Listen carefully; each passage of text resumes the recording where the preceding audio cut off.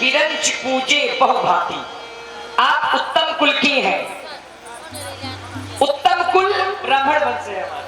ब्राह्मण वंश है आपका, कुल आपका उत्तम है और आप रावण की बहन हैं। जी हाँ। और आपका जो काम है वह काम हमसे विवाह करना। विवाह करना। मैं विचार ये करता हूं कि रावण के लिए कहा गया है कि जीत परी बहु बाहुबल बहु सुंदर बरनार। रावण ने बहुत विवाह किए, अपने बाहुबल के प्रताप से उसने इतनी नारियां जीत ली है और विवाह भी बहुत किए। और आप उसकी बहन हैं, तब तो धिक्कार है ऐसे भाई पर कि अपने बहुत विवाह किए बैठा है और अपनी बहन के लिए एक नहीं ला सकता।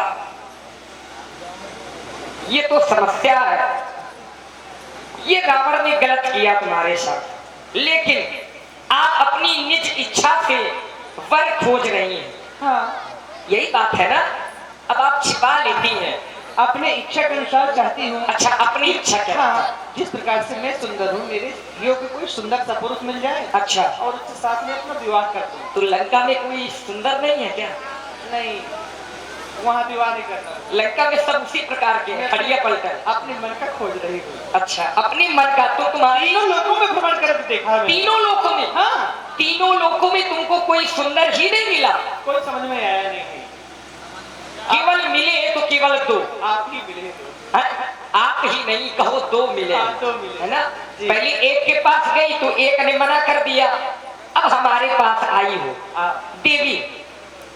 आप उत्तम कुल की नारी हैं, तो यदि उत्तम कुल की है तो पहली बात तो नारियों को इस प्रकार भ्रमण नहीं करना चाहिए। क्या करना चाहिए? आपके भाई ने न बताया होगा, लेकिन मैं आपको बताए दे रहा हूं। बता दीजिए। नारियों को इस तरह भ्रमण नहीं करना चाहिए, क्योंकि भ्रमंते सन पूजते योगी, भ्रमंते सन पूजते द्विजा, भ्रमंते सन पूजते राजा, लेकिन भ्रमंते नारी विनश्यति।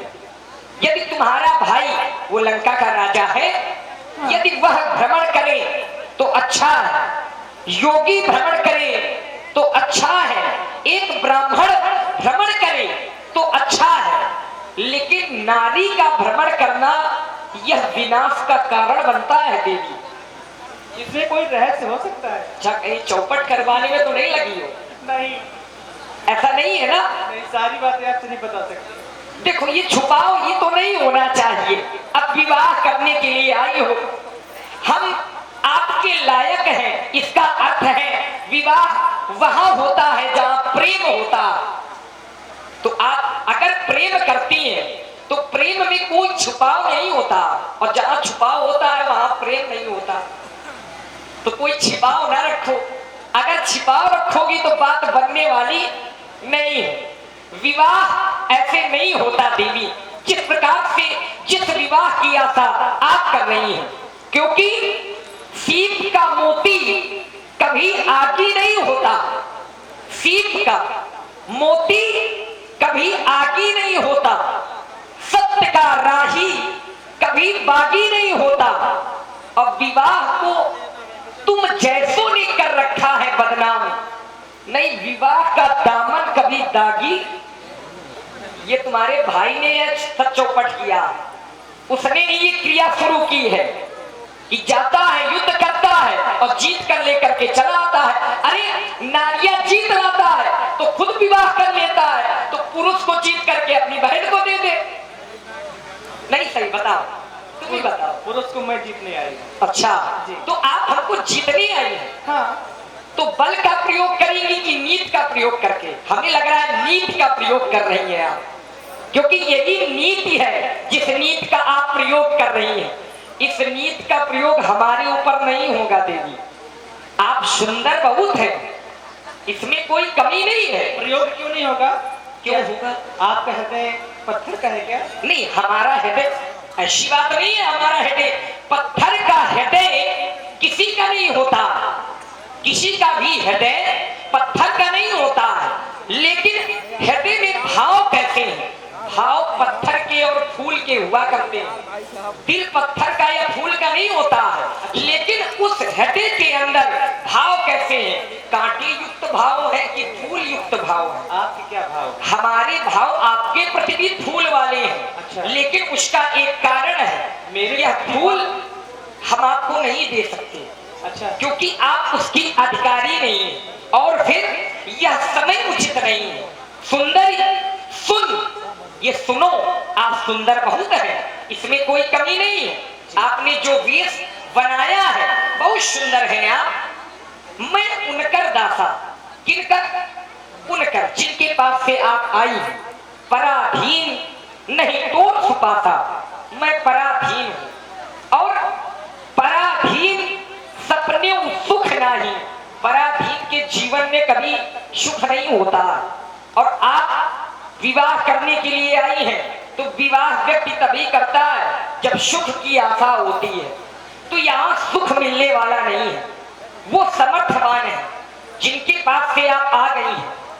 व्यक्ति नीचे से ऊपर की ओर जाता है, हाँ।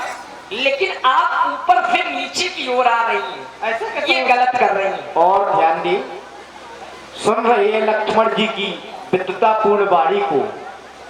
ऐसी एक तो दिव्य झांकियां और दिव्य झांकियों के साथ में दिव्य ज्ञान ऐसा कहीं कहीं देखने को मिलता है, जो आपको आपकी ग्राम में एक साथ देखने को मिल रहा है। और ये गरिमा है यहाँ के मंच की, कृपा है ईश्वर की कि बड़े ही सुंदर सुयोग्य कलाकार यहाँ आते हैं। बड़ा भाग्य है हम लोग जो ऐसे सुंदर कलाकार हमारे ग्राम में पधारते हैं। तो सुंदर लक्ष्मण जी की वाणी को सुनकर प्रभावित हुए हमारे आदरणीय छोटे भाई सुमित तिवारी जी। इनकी ओर से 21 मुद्राएं लक्ष्मण जी के चरणों पर समर्पित है। बहुत बहुत साधुवाद। देवी प्रभु समर्थ कौशलपुर राजा, वो कौशलपुर के राजा है। जो कछ करें उन्हें सब छाजा।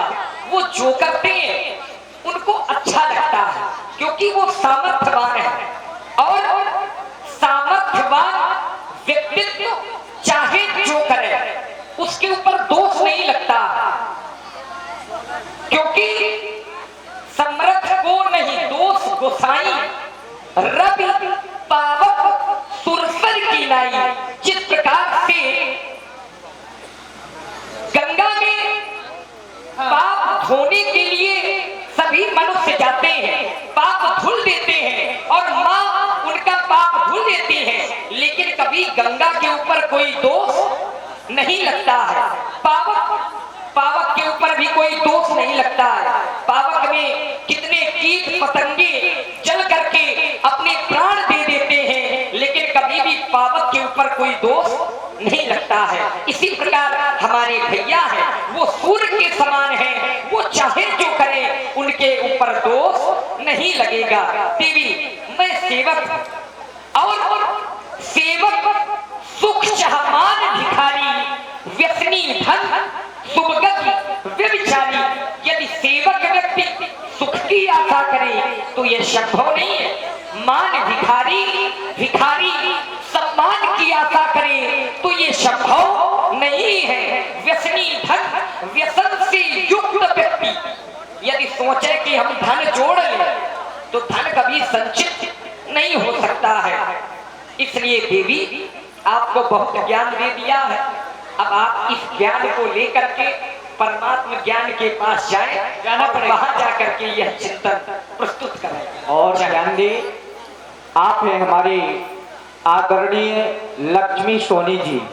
इनकी ओर से भी 21 पुष्प मुद्राएं लक्ष्मण जी के चरणों पर समर्पित है। बहुत बहुत धन्यवाद। ज्ञान देने के लिए धन्यवाद। वास्तव में जो ज्ञान मिल रहा है समाज के लिए, यह ज्ञान है, अनुकरणीय है। जो वाणी यहाँ से सुना करें वो अपने जीवन में भी लाएं कि